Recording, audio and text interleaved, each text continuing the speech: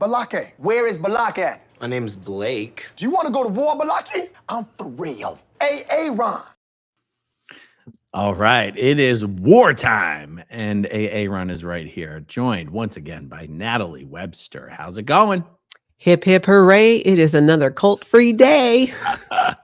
Oh, I love it. For anyone new to Natalie, you can find her channel on YouTube over at Scientology, Life After a Cult. Again, you've been really kicking butt over there. Oh, good. You broke 4,000 subscribers. Yeah. Fantastic. Yeah, still though, somehow my grandson is not impressed. He's 6. What does he know? I'm like, he wants to be a YouTuber when he grows up, you know, his generation, the alphas. And I'm like, Oliver, grandma has 4,000 subscribers on YouTube. He's like, yeah, well, Mr. Beast has like millions. I was just going to say, he's probably used to Mr. Beast, who's got like 150 million or something crazy like that. Exactly. Let's have a little chat about Scientology and their degraded beings. What a kind religious thing for a group like Scientology to have such a term, DBs for short. You know, growing up in Scientology, the most common time that I heard this term used, degraded beings or DBs, was referred to the homeless people sleeping on the sidewalks in downtown Philadelphia, which is where, you know, my mom got into Scientology. I was a good little Scientology kid growing up in the Scientology world. But so they referred to the homeless people as DBs. That was the word for. So for me, in my mind, that's what it meant. DBs meant homeless people. What was your introduction to the phrase degraded being in Scientology? Growing up in Scientology, it was the same way. It was people that were homeless or people who struggled a lot with addiction, people who basically weren't able by Scientology standards. And the biggest, though, way that I've seen it used in Scientology is L. Ron Hubbard said that anybody who leaves the Sea Organization is a degraded being. That's right. So I'm a DB, you're a DB, Leah Remini's a DB. It's like another one of these, you know, like suppressive person. But just by nature of being in and leaving the Sea Org, you get labeled a degraded being for life. I mean, it doesn't matter what you do afterwards in life. That, and I think it was a flag order. So it's something that only Sea Org members read. Well, L. Hubbard said that people who leave the Sea Organization are degraded beings. It's right. He doesn't say they're degraded beings until they do X, Y, and Z. He just says, no, if you leave the Sea Org, you are a degraded being. Yeah. And this is one of those little Scientology datums that keeps people in because there's some Scientology families out there that are such strong believers. Like they would be embarrassed to have a child who is ex-Sea Org. Yeah. Yeah. I mean, that's something my little brother, I have a younger brother, 6 years younger than me, same mom, different dads. And his dad raised him very militantly Scientology-like using lower ethics conditions on him all the time, OW write-ups all the time. And my brother joined the Sea Org when he was like 12. Ooh. My brother was on the RPF when he was like 13 or 14. Wow. And he left the Sea Org from the RPF, which in his father's eyes made him a double degraded being. Yeah, the lowest of the low. Yeah. And it is, you're right, Aaron. It is a huge part of the trap of trapping Sea Organization members in the Sea Org is they know that if they leave the Sea Organization, by their peers, by Scientologists, well, more so Sea Organization members, I would say, you are a degraded being. You'll be seen that way no matter what. And that is such a part of the mind control in keeping people in the Sea Org because they don't want that. They know what the policy is on it and they don't want to carry that label. So it's very much branded that, and if you think about it, Aaron, so much in Scientology is like this. If you don't agree, it's because you have misunderstood words. You have overton withholds. If you want to leave the Sea Organization, it's because you're a degraded being. There's all this shaming of people to keep them trapped and stuck where they are. And it's so great now. I look at it now and I'm like, sticks and stones, man. Call me what you want. It doesn't matter. And Yeah. consider the source. You know, it's funny. Oh, by the way, for anyone who happens to still be in the Scientology bubble, there's a lot of people who might know my brother, but not know that he's my brother because we don't look alike and we don't have the same last name. So his name is Darius DiMartino, and he lives here in Clearwater, about 5 minutes from me. And his dad is Frank DiMartino. And so if you're in the Scientology world and you know Darius, just know he's my little brother. And he doesn't even believe in Scientology, but he's still disconnected because his dad believes in Scientology and he doesn't want his dad to disconnect from him.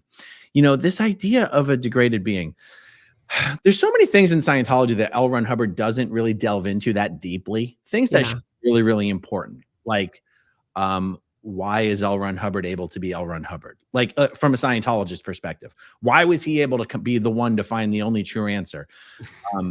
L. Ron Hubbard says, we're not going to speculate about that. I'm only mentioning that because you'd think that there would be a whole lot of information on the subject of a degraded being. What is it? How do they come about? How can you fix them? And there really isn't. I mean, and that's, I'm going to ask you, if you, in your opinion, if you came across anything, because because if you look up the definition of degraded being in the Scientology dictionary, all it has is a photo of what looks like a homeless person. A sketch. It's a sketch of what looks like a homeless person. There's no special definition of what a degraded being is or how they came to be that way. I mean, did you ever encounter anything like that? No, just that it was this undesirable. And when you're growing up in Scientology and even as a person learning about Scientology as you move along and see how they talk about people who, you know, people who are homeless, people struggling with addiction and labeling them as these degraded beings shows such a complete and utter lack of empathy and compassion, and why they're not, you know, you look at other churches who help, say, the homeless, they don't go around saying, oh, you degraded beings. And L. Ron Hubbard is very clear. He says that Scientology is for the able. Scientology is to help the able become more able. That's why they don't help anybody who really genuinely really could use that kind of help from an organization with tax exempt status. That's right. Mm-hmm. That's right. Man, sometimes you just got to hear someone else say it out loud to be reminded of some stuff you should really, really know. Like it would just blow religious people's minds to truly understand that Scientology looks down on people who actually need help because those people aren't able. And it's also a euphemism for they might not have a ton of money. So yeah. So even Scientology's conception of a suppressive person, like you and I are DBs and we're SPs. Yeah. There's a reference where L. Ron Hubbard says, oh, we could handle this. We could fix what's wrong with suppressive people if we wanted to. But why should we spend time fixing people who are making our jobs harder while we're busy trying to help people? We'll get around to them last. Busy trying to help people. Right. Leave all their money on the table. Go into total debt, have to deal with debt collectors and things like that. That's their version of helping people. Whereas my conception, and maybe I have a naive, undereducated conception of this, but this is my conception, is that generally speaking, religions are there. They see themselves as, in order to be more like God or more like whatever prophet, whether it's Jesus or Muhammad or Moses or whatever, I probably just misspoke. They're there to help the people who need help the most. They're there to help the least fortunate, the most indigent, the most in need of help. And Scientology is just literally the opposite of that. Most of these religious people that Scientology convinces or scams into joining their like multi-faith initiatives, I'm betting truly don't understand that about Scientology. Oh no, there's no way that they know. And they hide behind this showing up at disasters, wearing these volunteer minister shirts and staging these photo ops and delivering their version of help, which are touch assist or mostly handing out booklets like the Way to Happiness booklet. And that's just not the kind of help that people are looking for after a disaster that they need. But that just never really gets into their mind. And I think the mindset of a Scientologist, Because I remember multiple times trying to reconcile that.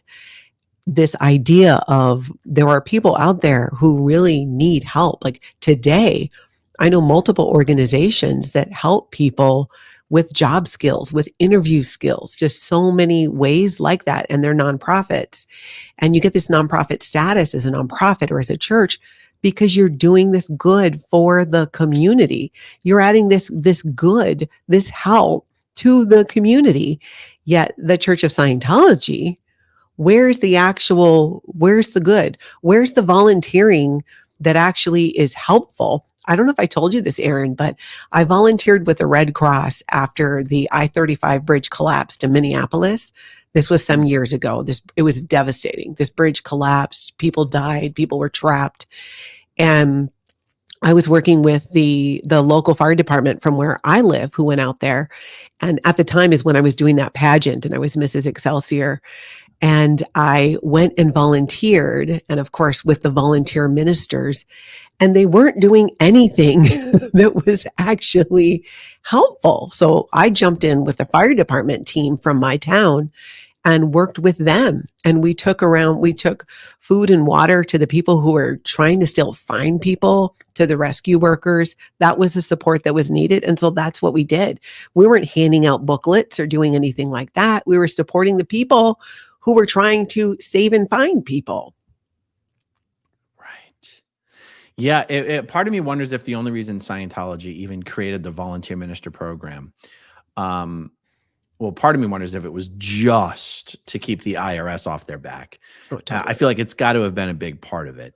But in part, I think it's because they just want something they can put out press releases about that make them look like some sort of benevolent organization that does some public good. Like they must know, after countries like the United Kingdom have refused to give Scientology tax exemption because they have this test of, does your organization provide any benefit to the public at large who are not your members? And Scientology's never been able to pass the test. And interestingly, the United States doesn't have such a test. So one wonders why they even bother going through the motions of the volunteer minister stuff. But I think they just, I don't know, maybe they're like, we got to put this money to use somehow. Let's at least do something that we can send out a press release about. I don't know. Like, what was your experience working with the VMs? Why did they think they were doing what they were doing?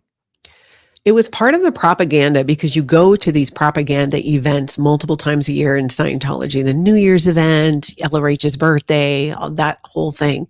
And the propaganda is you're showing these videos of people, or the International Association of Scientologists event where people get awards.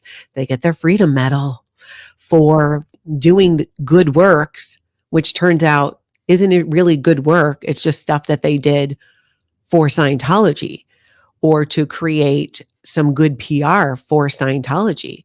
It never actually results in anything that is really, truly help. I think it's completely for the press releases.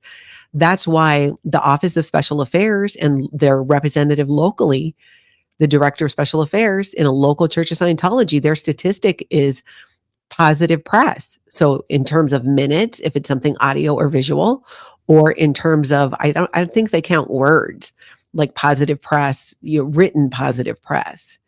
And then they get dinged if it's negative, which is kind of funny. I don't know how they count YouTube. I know. How do they actually count negative press? You hear about Scientology staff members who work in the technical areas and the fundraising areas, false reporting their statistics like crazy. You never actually hear of anyone in the Office of Special Affairs getting busted for false reporting their statistics like crazy. No. And they're doing it. They're doing it. Yeah. They have to be. The desperation of having to get these statistics up so they're not considered degraded beings. It's ridiculous to a whole nother level. And the justification for it was, because I questioned it a few times. Like, hey, how about if we went in and did like a coat drive, or, because here in Minnesota, it gets really cold and there's many families who don't have enough warm weather gear. And it was always that, well, what we're really here to do is to help make the able more able. In other words, what they meant was, what we're really here to do is to take money from people who are already making money, who are able enough to make money. We're going to take that money. That's what we're That's here right. for. One time I was trying to, I did some type of a drive, and I forget what it was, but it was for like Catholic charities or something like that, where I did go and collect. I don't remember if it was gifts during the holidays or if it was the coat drive, but I remember it specifically being a Catholic organization. And when I showed up to donate this, which I did in the name of the Church of Scientology, even though they didn't do anything, I did all of it. And people who were helping me, you're assigned a number. And the number that they assigned us, knowing it was the Church of Scientology, was 666. I'm not even kidding. Oh my goodness. I was There are a mortified. lot of Christian denominations who think that Scientology is a satanic effort, a satanic movement, a satanic activity. Yeah, I can see why. I can see why completely. That was just such a, I remember thinking like, damn, that's pretty serious, especially since, all I was trying to do was to contribute to what they were doing, found out what they needed, worked on, collecting those items, and then delivered it. My mistake was doing it in the name of the Church of Scientology, because that's what you get. 666. That's a label you get. It was so obvious. These weren't, in sequential order, these numbers. They did it on purpose. And at the same time, I'm like, well, props to them for being so bold. Yeah. Anon makes a point here about when an ex-Sea Org member leaves and has depression or drinks, Scientology says, oh, look, see this ex-SO person, oh, look and see this ex-Sea Org person and what a degraded being they are. Yeah. It's funny though, if one of their own members is found to have, some sort of a drinking problem, they don't necessarily call their own members a degraded being. They're just looking for excuses and opportunities to call non-members or former members degraded beings. Yeah, exactly. And there's no help. Why wouldn't you, if this person is an ex-Sea Org member, let's look at like the Catholic Church. What if it was somebody who left the priesthood, right? But still wanted to practice Catholicism and developed a drinking problem and was really hurting and needed help? You know what they would do? They would help him. Right. They would do something to help him, not call him a degraded being and offer no help. And the biggest thing in my mind why the Church of Scientology doesn't actually do these things and help in these ways is because, one, there's no money in it. Number two, L. Ron Hubbard didn't say to do that. He said, we're here to help the able be more able. So go after people who have jobs and can afford to give you this money. Go after people who have something to lose. That's right. That's who they're after. Because he said that, and it's not like he just said it in some random reference. He says it over and over. It's one of Scientology's taglines. We are here to make the able more able. Because he said that, if David Miscavige were to launch some new program to specifically help the less fortunate, Scientologists, like, he couldn't even get away with it. Aside from the fact that a cult leader can kind of get away with anything. But there are Scientologists who would say, you are taking the Church of Scientology and diverting it from its real purpose. If you are asking us to spend our time and our money helping the less fortunate, that's not what we're here for. We're here to make the able more able. It really is one of the most fundamental beliefs of Scientology, that it's not there to help the poor or the less fortunate or the it's one of the reasons you don't honestly see a lot of handicapped people in Scientology. Yeah. Scientology looks very much down on people who have any perceived lack of ability, even if it's something that's totally outside of their control, like being born with some sort of a disability. Yeah. It gets really disturbing if you think about it deeply enough. It gets really, really disturbing. Yeah. It's one of those things that I think with Scientologists tend to push that aside. And I think that's why they're so willing to believe the propaganda that Scientology is doing good work in the community through the volunteer ministers, through those different front groups. They want so badly to believe it because there are many good people in Scientology. Scientology preys on their desire to help people. And instead of helping them or putting them in a position to truly help other people, it becomes this thing of, well, how you can help is by contributing financially. Give us the money. Give the money to the International Association of Scientologists, and we'll help a ton of people. So they go to these events multiple times a year and inflow all of this propaganda of what is being done with their money, so that they then feel better about, okay, so I'm not going out and helping and volunteering in these ways. Because I think most people have a desire to do that. Sometimes time gets in the way, or family obligations, but I think most people, if they have the ability to want to help, want to do something in their community to make it better. And this is why Scientologists are able to sit with that. It's because they believe that their church, that the International Association of Scientologists, is doing just that. But it's just BS. It's just not true. But they have to believe it, because, people who are really good people, I think that my experience in Scientology, you believe some of that hype, because otherwise it's hard to accept that the mind control doesn't let you accept that you're not doing anything to help other people. I think that is a really good point. Something you said that really got me thinking as well. Like, I remember I was still like a young teenage Scientologist when I was grappling with this crisis of, oh my God, if someone asked me, why do we all hang so heavily on every word L. Ron Hubbard says, I'm not sure that I would know the answer. And then when I found out that L. Ron Hubbard claimed he was Buddha, I was like, oh, thank God. I was craving an answer to the question.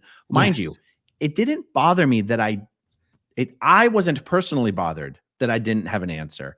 I was bothered I wouldn't be able to answer the question if someone else asked me. I was afraid I would look stupid if someone asked me the question.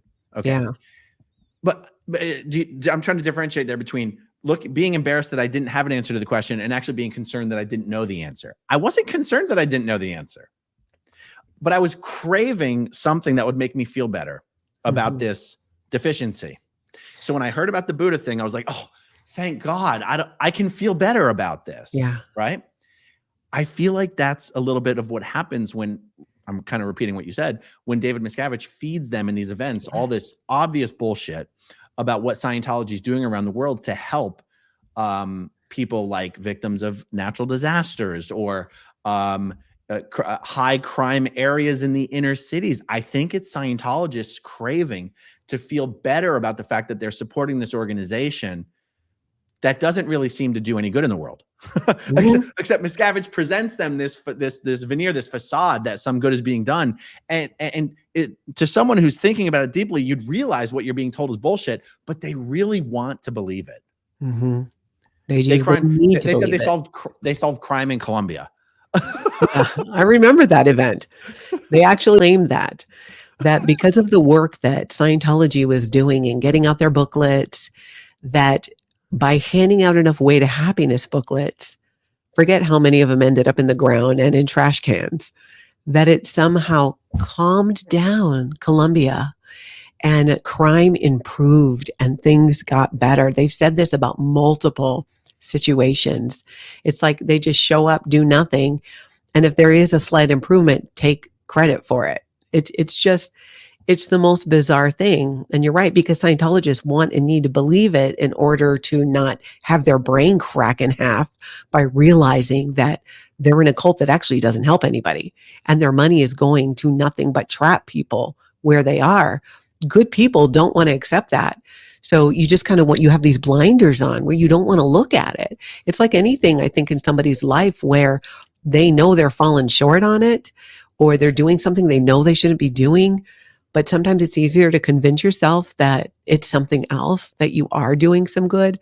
So you don't have to accept and sit with that the last however many years of your life have been a complete, total, and utter lie, that you've been being lied to. Not only that, you've been paying for the privilege of being lied to. If you're a Scientology public, or as a staff member or a Sea Org member, you've been giving up holidays, family time, having a family, relationships, basically giving up your life for what? And that's the big thing that sometimes I think it takes time. I mean, you tell me what you think, Aaron, when you leaving Scientology, depending on where you were when you left, it's just these layers come off. And if we faced it all at one time, if we took the weight, like it's taken me 10 years to get to where I am now, where I feel like I'm somewhat in the driver's seat of my own life. 10 years after leaving Scientology, their brains would just explode. Mine would have. Yeah. What for me, one of the most embarrassing layers to have come off was realizing that I 100% believed everything we were told in those events. Like even the stuff that in retrospect, you're like, it should have been obvious to you. That was BS. It wasn't even on the table in my mind that something that was said at those events could be anything less than 100% accurate. And one of the things that's interesting about all these amazing effects Scientology claims to have created, like even in the last New Year's Eve event just a few weeks ago, they claimed to have solved crime and reduced crime in Portland, Oregon down to like 0. They never claim that they did this by getting everyone into Scientology and moving them up Scientology's bridge. They always claim to have done these amazing things just by handing out copies of the Little Way to Happiness booklet. Yeah. Yeah. And it's one of those things I used to believe it. that if you think about it even a little bit, you're like, wait, then how come we're not doing that in our neighborhood? Yeah. Yeah. Why isn't it not working everywhere? Right. I bet you even Scientologists in Portland were like, what? But then quickly the mind control comes in and the correction, because if you march your butt into the Church of Scientology as a good Scientologist and say, hey, I did some Googling about crime statistics in Portland and this just isn't adding up. You know, it's not going to add up your bank account because you're going to have to pay a bunch of money for security checks for even mentioning that. So part of the mind control of Scientology is self-correction. Don't have those thoughts, because if I have those thoughts, it's going to cost me money and it's going to cost me time. And L. Ron Hubbard said that what Scientologists need to do is put more pressure on an individual than their case, their upset, than whatever it is can put pressure on them. So if you're having doubts about Scientology and you share that in Scientology, they're just going to put all this pressure on you that's going to be stronger than any guilt or doubt that you were feeling. Yeah. It is incredible. It is one of these things that unless you've actually been in a group like this where just, rational thinking, I want to say critical thinking, but that's kind of tends to be a loaded word depending on what you mean by that. Yeah. Just goes right out the window, where otherwise intelligent people just swallow the dumbest things. Now, I guess as soon as I say that phrase, people are going to think you don't have to have been in a cult to have seen that stuff. I mean, politically speaking, people on the left tend to think that about people on the far right. People on the far right will think about that about people on the far left. So, you don't have to have been in an actual cult to, I guess, have observed that sort of strange mental phenomena. But I feel like in groups like Scientology, it gets even crazier. I don't know. That's part of the mental, I think, what causes a lot of emotional and mental damage with people, because you are just constantly trying to put yourself into this box of what being an ideal Scientologist looks like, because that's what the pressure is put on you to live up to, this unobtainable, that you're somehow supposed to be able to do all of these things perfectly and set a good example. That was what I hated hearing. One of the things I hated hearing the most was that I needed to set a better example, not just as a Scientologist, but as an operating Thetan, because I had done through operating Thetan level 4. Well, you're not setting a good example as an operating Thetan level 4 because you're taking strip fitness classes or whatever it was I was doing. I was so sick of it. It's like, why are you deciding what is right and moral for me? I thought the whole point of doing the bridge to total freedom was to get to the total freedom. Instead, it's the bridge to getting your hands tied behind your freaking back while your pockets are being emptied. That's what it is. Yeah, exactly. Not that I'm passionate about that at all. Let's see, a comment coming in from Facebook, actually.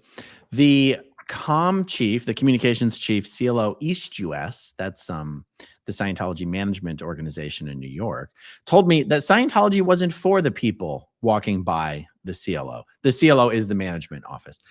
It was for those people who were already in, is I think what that's trying to say there. Yeah. Interesting that someone at the CLO would say such a thing, because someone at the New York org wouldn't really be able to say such a thing, since it's their job to bring those people in off the street and get them into Scientology. Mm-hmm. Huh. Say what? Says, so you can't help a degraded being, but Tom Cruise is the only one who can help the car accident victim? Yeah, indeed. This following looks like it must be a Hawaiian phrase. Kia toa e hoa. Kia toa e hoa. I don't know. I'm not familiar with that. Kia toa e hoa. What is the Sounds language almost called? New Zealander. What's the Hawaiian language called? Hawaiian. It is? Yeah. Huh. Yep. They have their own language. So like, Melikalikimaka, Okole, which is your butt. I know all the good words. What about Mecca Lecca Hi Mecca Honey Ho? No, but there is a rare disease in Hawaii that sometimes Hawaiians like myself suffer from. And it's called lakanuki. And there's only one cure, and it's kamana wanalea. Sounds good. That's my one joke okay, so about apparently, that. Was that a joke or was that real? No, that was a joke, because it's lakanuki, which sounds like a Hawaiian word, but it's lack of a nookie. I get it. Kamana wanalea sounds like a Hawaiian word, but it's come on, I wanna leia. Oh, there we go. Go spell it There out it for you. Okay, so it was Maori from New Zealand. Okay, that makes Oh, okay. Yeah. I thought it sounded more Maori. Let's see. Anand says, the fact that a lot of Scientologists don't associate DB with ex-Sea Org members as much as 20 years ago, it goes hand in hand with the growth of the under-the-radar ex-Scientologists. Yeah, I feel like they probably had to stop pushing this as heavily because so many of the people that are left in Scientology are actually former Sea Org members and are the ones who are now donating money. So they can't just run around calling them a bunch of degraded beings. Yeah. But I'll tell you what, when they're in their private IAS reg interviews, they probably are being told that they're degraded beings, and that's why they need to keep donating money. Completely. I don't know. Completely. I guess it cuts both ways. They always use that. I remember when I remember being on the free winds as a Scientologist after the Sea organization, and they love to bring up, if you're ex-Sea Org, the whole, you're still a Sea Org member. And it used to make me so effing mad because I was like, no, I know your motto is we come back, but this bitch is not coming back. And I was a Scientologist still then. I had no intention of coming back in my next lifetime and rejoining the Sea organization. That just was not happening. But they think it's this button that they can push, and all it did was piss me off, which of course I had to hide that I was pissed off because I don't want to pay for more sec checks. Say what says, so Danny Masterson can drug and rape women, but is not a degraded being. Yeah, nope. It's interesting how that works. No, but Aaron disappeared. Can you guys? Oh, here you come. I kicked myself out again. Hold on, I'm going to remove. Now back to its normal order. Sorry, guys. I flipped, I guess, the wrong direction on my trackpad here. What the heck was I saying? Oh, you could spend 25 years working for Scientology for free for 110 hours a week, but when you leave, not only do you owe them money, you're also a degraded being. But Danny Masterson can do what he did, and he's still a VIP celebrity. No degraded being detected there. Yeah, nothing to see. Nothing to see there. The crazy thing is that since I kicked myself out and then came back in, all of the starred comments and the super chats have disappeared. So I don't have a record of them anymore. Sorry, guys. I can see I can see the starred ones. Oh, can you bring them up then? Mm-hmm. The Doodle Queen says, I don't get TikTok either, Aaron, but you can bet I'm going to play around with it and figure it out. Amazing content over there. The kids are killing it. That's a throwback to what I did in my last video. Thank you, Doodle Queen. Jan Schwartz, off topic, on William's channel, the guy with the dog came back the next night. Have you seen the video? Yes, Jan, I did a video about that. Was my first video of the day. Yeah, I saw that too. That was absolutely crazy. You could tell that the guy's somehow being taken care of by Scientology. Yeah. Because that was so over the top. It was ridiculous. Emma Robson just bought the Everyday t-shirt from the new merch lines. We'll be wearing it proudly around Northeast England. That is awesome. Yeah, I finally made public all the Every Day's a Great Day Not to Be in a Cult merch and the What Do I Know I Grew Up in a Cult merch. So oh, nice. Hope you guys enjoy it. I need to make some merch. I'm feeling left out. I need to create some merch. I'll show you how to use the Fourth Wall platform. They handle everything. Yeah, I've got a couple because I'm like, what would I want? There's so many sweatshirts and stuff I want. I'm just going to have to make them all for myself. Okay, Mind Candy says, just FYI, if you look up on Google Maps at Portland, Oregon Scientology building, the parking lot next to it is called SP Plus. Wow, that's perfect. Unknown person. What happens if a Scientologist is told to get a sec check, but they refuse to pay? Well, what would you say to this? I would say that, I mean, there's a difference. I mean, because you could flat out refuse and go, no, I'm not doing it. I'm not paying for that. And they just keep on. They'll maybe start having you write up your overts and your withholds because the only reason you're refusing is because you're hiding something that you don't want found out because of crimes you've committed against Scientology. So they twist it around to convince you that that is why, and that if you don't do this, that your life's just going to go in the toilet. I mean, it's always such an extreme with everything in Scientology. I know I remember when I left Scientology, I was working in radio and my co-host says to me one day, she says, everything is really extreme with you. You go straight from, it's a bad habit to you will be addicted to heroin. I'm like, I know, and I can't stop. It's taken a lot of work, but that has everything to do with it. Just blowing all this stuff up. So you could refuse to pay, but they're just going to make your life more miserable. Although if you're a Scientologist refusing to pay for a sec check, I'd say you have one foot out the door already. So yes, if you're being ordered to the sec check because you've already been under some sort of a justice action, like a committee of evidence, if you continue to refuse to cooperate, the end result is being declared a suppressive person. Yeah. They don't bring you to the table and negotiate with you. They're not going to compromise. It really depends. I'm sure you can always find an exception to the rule. But if you've been ordered to a sec check and you refuse to do it and refuse to pay for it, the compromise might be this. They'll be like, okay, if we find someone to give you the sec check for free, will you do it? Because there's probably do it. Yes, exactly. Yeah. But if you refuse to receive a sec check that you've been ordered to, the only eventual result is being declared a suppressive person and expelled. Would you agree with that? Yeah, because being ordered to a security check is an ethics gradient. And in Scientology, there's a whole list of things that can be done to you or a consequence of not being obedient. So being ordered to get a security check could be part of that. And if you refuse that, they move up to the next one, which could be what's called a court of ethics. And if that doesn't work out, they move up to what could be a committee of evidence, which is like a court martial. So they just continue marching up. This is what they're trained to do. Go up to the next thing. Okay, the person is still not compliant. Go up. What is the next thing that we can do to them? And they just keep moving up until something sticks and you cry, uncle, and do it or leave. And then when you leave, then you get declared a suppressive person. And if you have family in Scientology, those tend to be the people that stay, who have the ties, who have something to lose. If somebody's, I've known people who got into Scientology as adults, but their lives didn't really become that intertwined, who left and it just wasn't that hard. They just go Scientology or just say, just leave me alone. They don't get off the mailing list. Yeah. But that's how it goes. Yeah. Oh, I see one I want to make sure I don't miss here. Confident Chris is one of the guys who's doing the TikTok Scientology stuff outside of the test center on Hollywood Mhm. Boulevard. So I just learned today that there's two Chris's, and I didn't know that. There's Chris without a Hellcat, and there's Confident Chris. And today, and I thought that they were both the same person, but they Mm. are in fact different.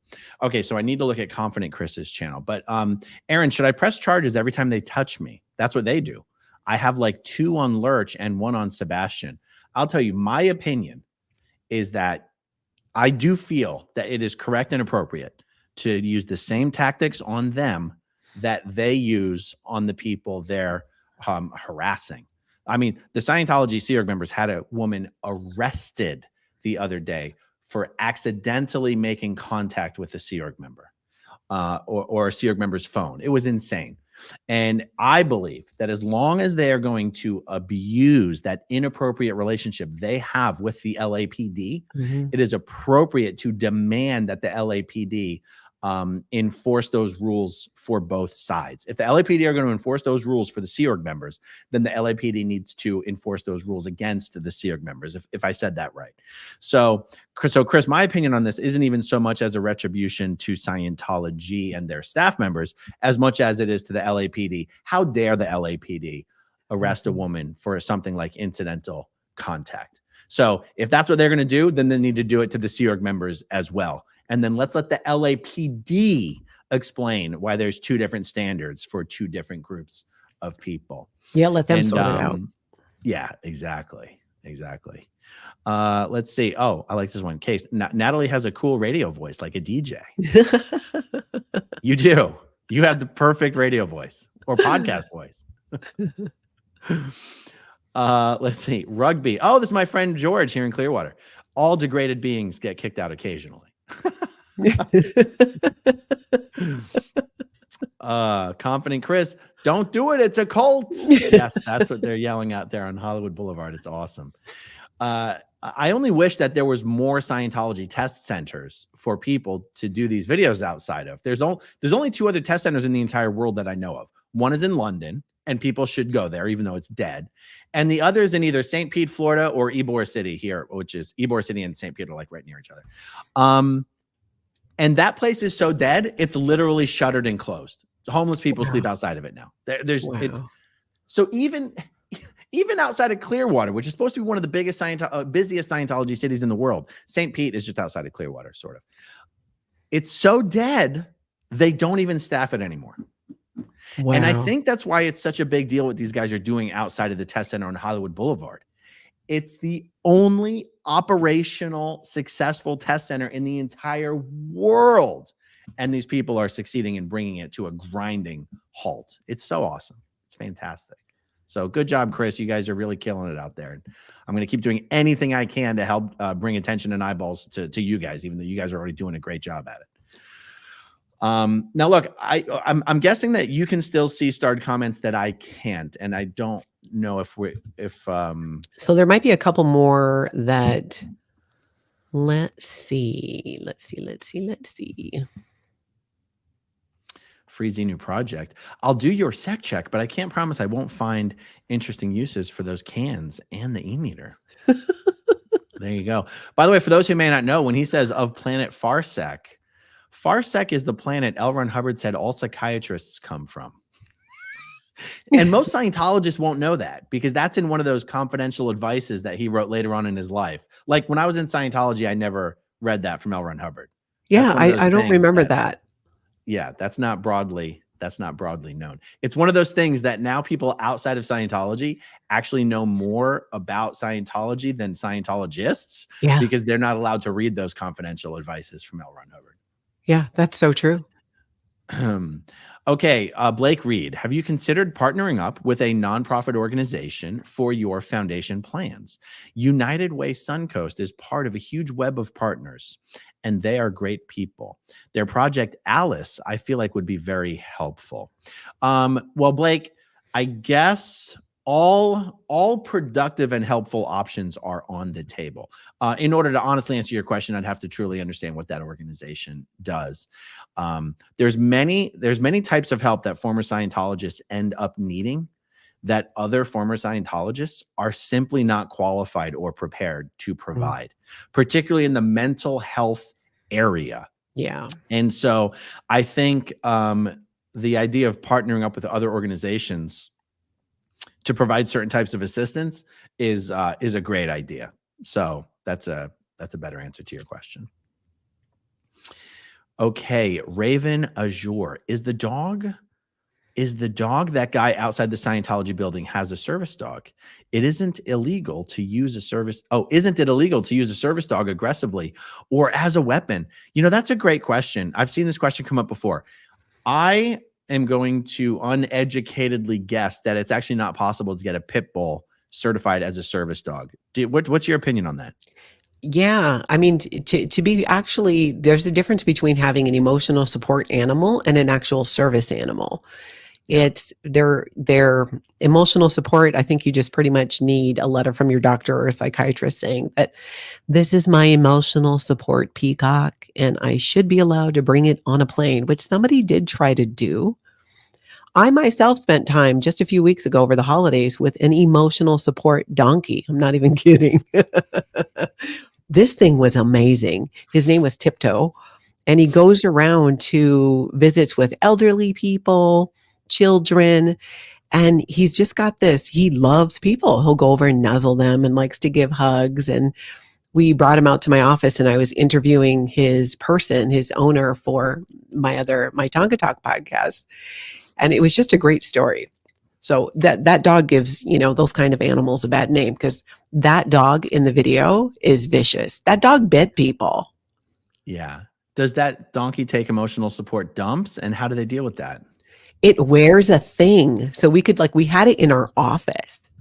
The donkey was in our office, and I invited even my grandkids came, and it wears, there's a word for it, but you wear it, and then the poop is caught in this thing. So the thing could be indoors, and the donkey, Tiptoe, loves to be indoors. It's always trying to get in the house and stuff. So there's a special name for it, but it's really just a shit bag. It's a diaper. It's a shit catcher. Yes. This is a good question. Aren't all ideal orgs test centers? No. A test center is supposed to be something that exists when the main organization is in a location that doesn't have a lot of foot traffic.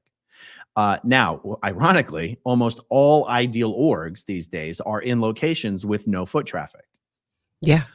And yet these new buildings are not opening up with separate test centers. First of all, it would cost millions more dollars to buy and renovate and build out the test centers. Plus, it requires additional staff. Mm-hmm. So, no, a test center is a very, very specific thing. Oh, now, Marcia, all Scientology organizations will hand out promo to try to bring people in, just like they're doing at the test center. Mm-hmm. But that's why the test centers are supposed to be there when the real organization is located in a place where that doesn't work very well. Yeah. So like in Philadelphia, the org is located downtown at 1315 Race Street in an area of high foot traffic. You would never expect the Philly org to open up a test center. But, and some of the new orgs, like I think Austin, for example, is still located in an area that has very, very high foot traffic. I guess what I was about to say is all orgs are almost themselves. They do the personality tests. They show the introductory films, but they're not called test centers. They're called orgs. Mm-hmm. And a test center is like a little extension of an org that is supposed to serve a certain purpose. It's actually one of the reasons why the test center on Hollywood Boulevard doesn't make a lot of sense, because the regular org in Los Angeles is located in a place that does have a lot of foot traffic. Yeah, it's right by the hospital. Yeah, exactly. So none of it makes a whole lot of sense. But they're not trying to help sick people. So yeah, exactly. That's exactly right. They don't want those folks. SPC McPants. I want to protest. What can I do in Utah? There's one organization in Utah. It's in Salt Lake City. I mean, at least it's called the Salt Lake City org. If it's one of these buildings that maybe it's not actually located in Salt Lake City anymore, I don't know. Kind of like the Kansas City org isn't, or what is it? The Cincinnati org isn't really located in Cincinnati, or is it the Kansas City org that's not really? One of these orgs is actually located in like Kentucky, mm-hmm. But there's no Church of Scientology of Kentucky. They still call it whatever's on the other side of the state line. Yeah. So yeah, you can look up the Salt Lake City Church of Scientology, and there's one there. I promise you, it's probably dead. So good luck protesting it, but do whatever you can. So Natalie, in less than an hour, I'm doing a live stream with Jason Horvatic. Oh, nice. And I'd like to leave some time between Yeah. this live stream and that one. Should we share the Degraded Being song? Sure. So I'll lay it up here a little bit. Now, I did a live earlier today where I tried to share this and failed miserably. But now I know how to do it, and we think we have it figured out here. Back in the day when I was still a Scientologist, they were raising money for these ideal organizations. And I hated fundraising, hated asking people for money. So my contribution is I got together with my sister, Lana. If you watch my channel, then you know and have met Lana, and she was on live with me today. And we decided we were going to write this song. Really, it was for fun, as about the ideal organization in Minneapolis. And they talked a lot about how no one was coming to help them, that we as the Scientologists in the area were the Cavalry. We were the people who were going to do this and raise this money and make it happen. So my sister had been out of Scientology for years, but she actually sings. She loves music. She's like, why not? And we did it more for fun. And didn't think it would be taken that seriously. But of course, Scientology took it very seriously. And they started selling copies of it to Scientologists. Trust me, nobody wants to pay money for this. You might want to pay money to not listen to it. And they did this to raise money for the building. And when two of the senior Scientologists went to the Free Winds, which is the ship that Scientology runs, and David Miscavige meets all the senior upper-level Scientologists there each year to celebrate the maiden voyage of the Free Winds. So they went and they took this, back then it was CDs, so they took a CD of the single that my sister and I had done. Two Degraded Beings, by the way, right? Both my sister and I are ex-Sea Org members. I don't think they shared that part. And David Miscavige bought a copy, which is so hilarious today. I mean, it was then, because even then I was still in Scientology, but I'm like, oh, I can't believe he bought a copy. A Degraded Being made it. I didn't say that to anybody at the org. So we made this song and then we're selling it to raise money for the church. And it is so cringe, not since the Road to Freedom album that L. Ron Hubbard put out, I think, has there been such a horrible song. But my sister found it. And I'm like, oh, we got to share this with people. It's so bad. We won't even necessarily make you listen to the whole thing, just part of it. And then we shall discuss. All right, here it is. We are the Cavalry. You are the Cavalry. I am the Cavalry now. That's a reality. Looking in the mirror, it's me. Won't waste fatalities. Time to make it happen right now. For real. Ain't got time to waste. Now's the time to go ideal. I am the Cavalry now. That's a reality. Looking in the mirror, you see, it's with finality. One by one, and hour by hour. We work as a team, creating the power. I am calling the Cavalry. Calling the Cavalry.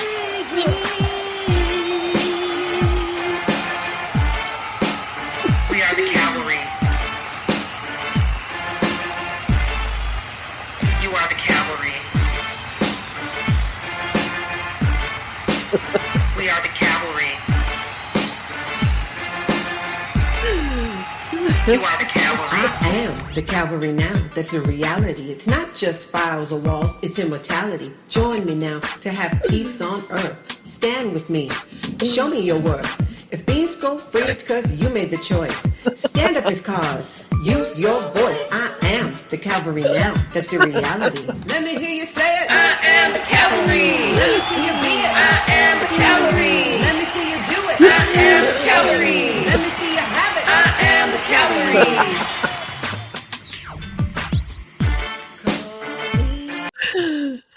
Okay, I'm going to stop it. I'm afraid that maybe people on your channel couldn't hear it. There's a lot of people saying that it went totally silent for them, but I'm not sure. But there's so many people who obviously can hear it. So Yeah.